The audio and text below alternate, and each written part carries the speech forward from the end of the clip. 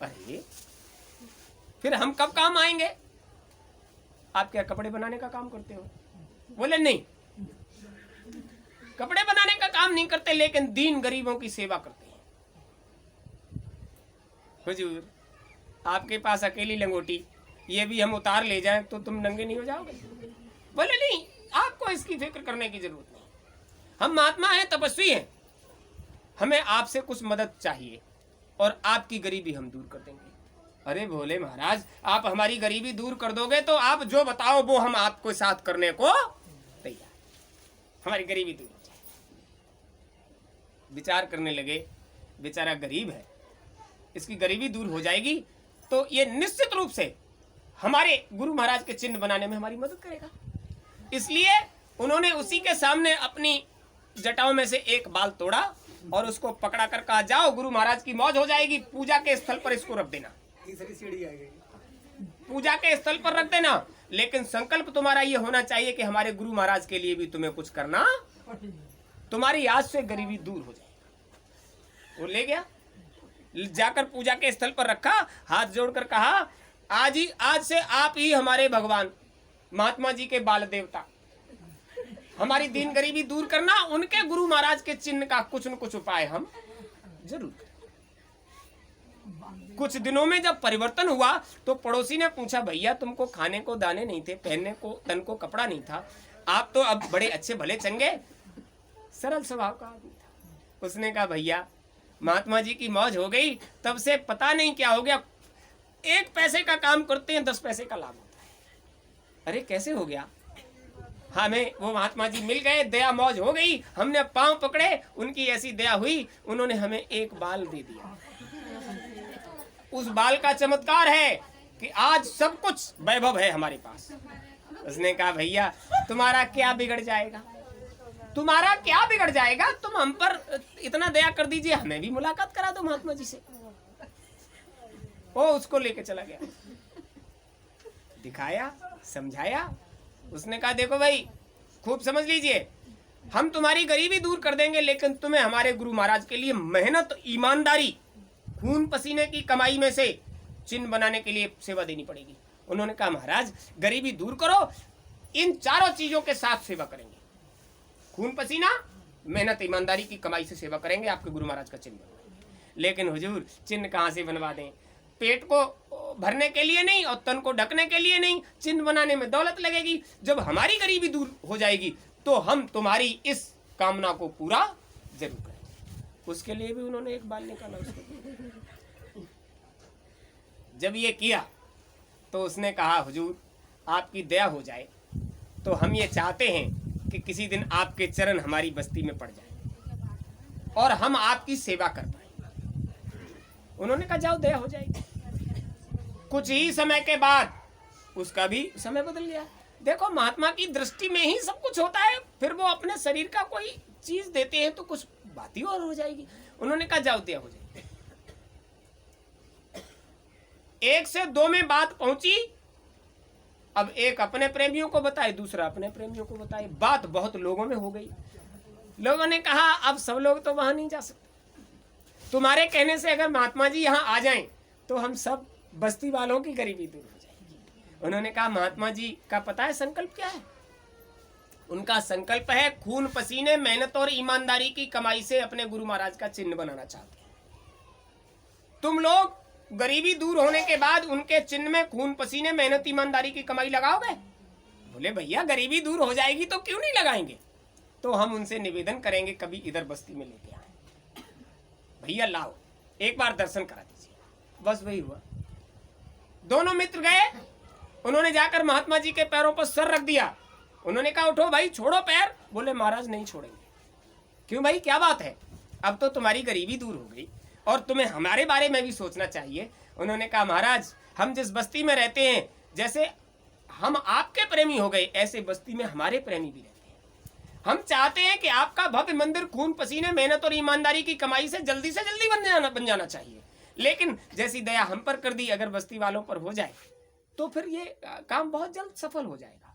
इसलिए आपसे निवेदन है, आप हमारे साथ चलिए। उन्होंने कहा, चलो इसमें बुराई भी क्या है, एक साथ लोगों का दर्शन पर्सन होगा, सबको लाभ मिलेगा दर्शन का, और ये काम जल्दी हो जाएगा, इसलिए वो चले गए।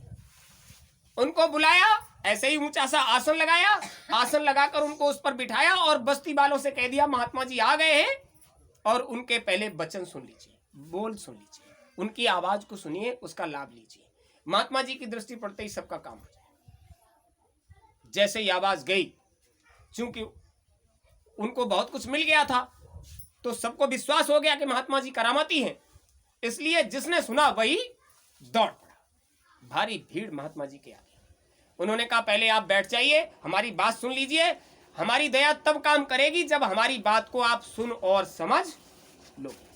अगर सुन समझ नहीं पाओगे तो दया काम नहीं करेगी। पूरी बात बताई।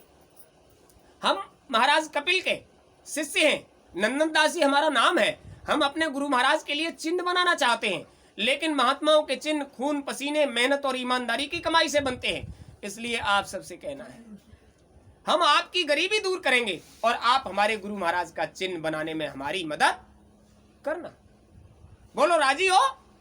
सबने कहा हाँ राजी है, राजी है। तो हम वादा करते हैं कि आप सबकी गरीबी दूर करेंगे। एक आदमी बीच में से उठकर बोला, महाराज हम नहीं कह सकते कि ये सब लोग अपनी बात पर आमादा रहें या न रहें।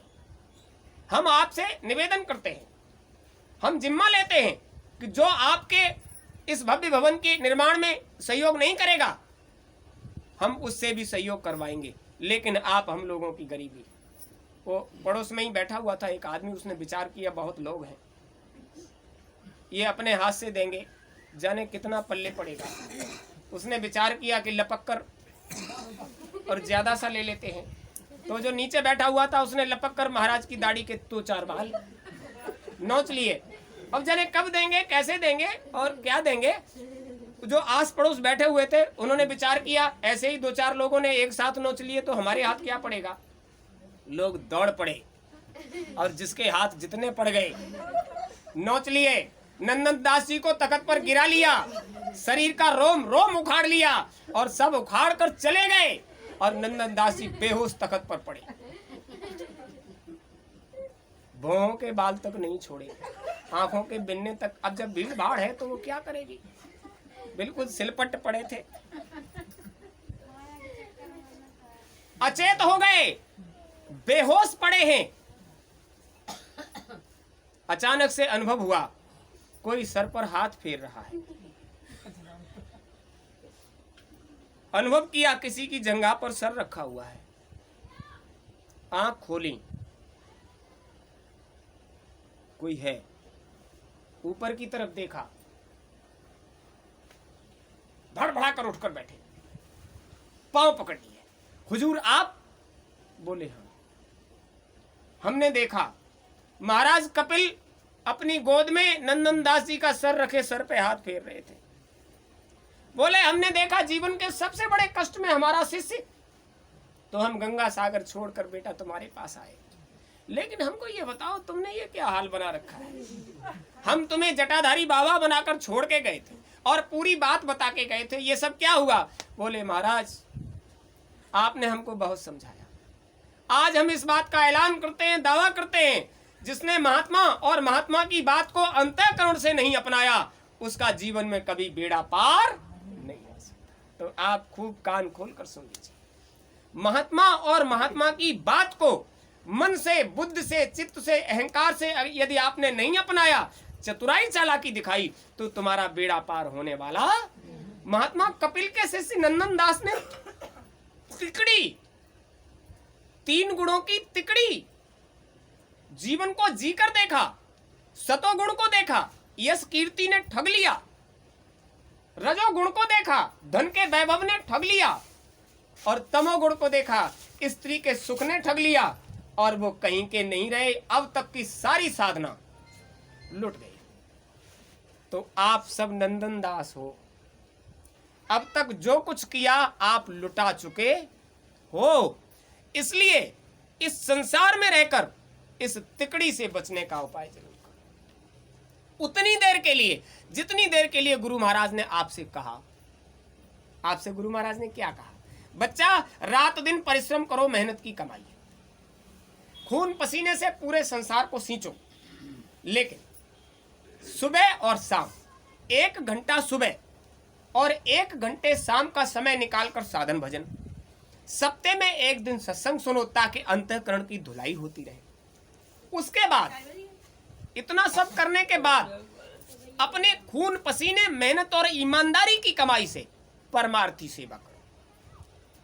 परमार्थी सेवा में इन सब चीजों का होना बहुत जरूरी है। तो आप लोगों को तो पता है चिन्ह बनना है गुरु महाराज का, लेकिन इन सब चीजों का अनुभव आपको कराया।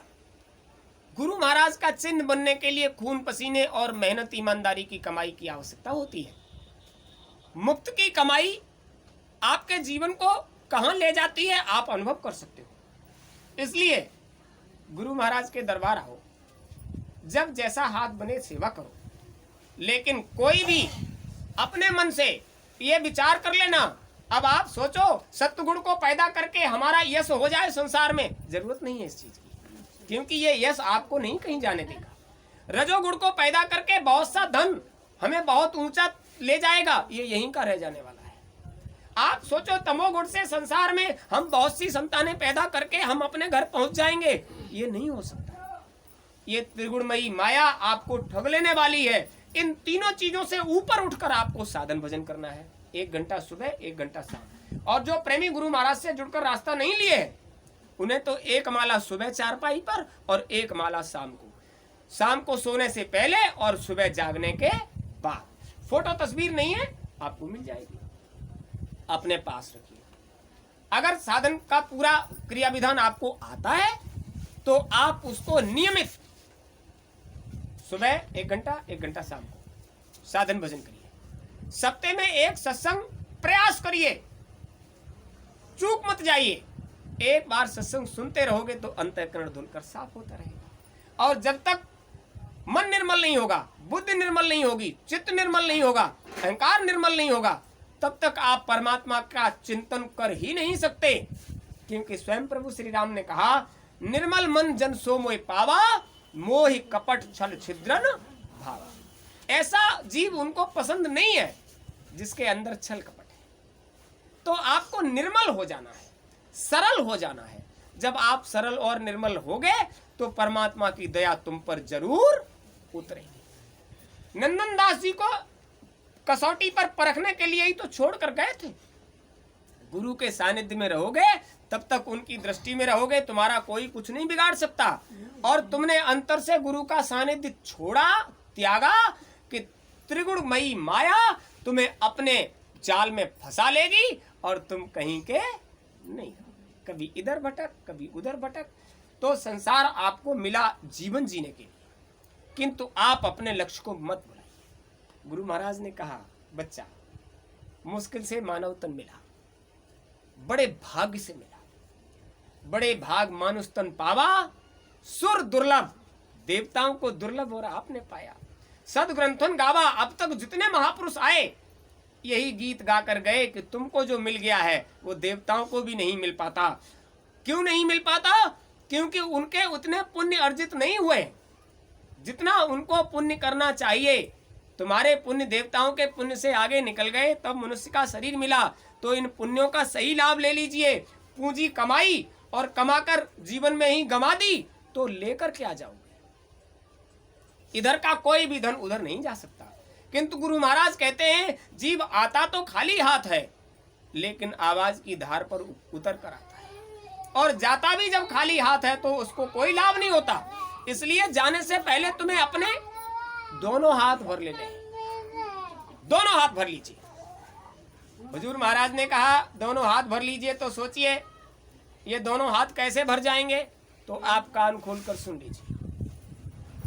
परमार्थ में लगाया हुआ धन, सत्संग में लगाया हुआ समय और साधन में किया हुआ समर्पण, यही आपके साथ जाना है, बाकी सब यहीं रह जाना है। इन तीनों कामों को कहते हैं धर्म।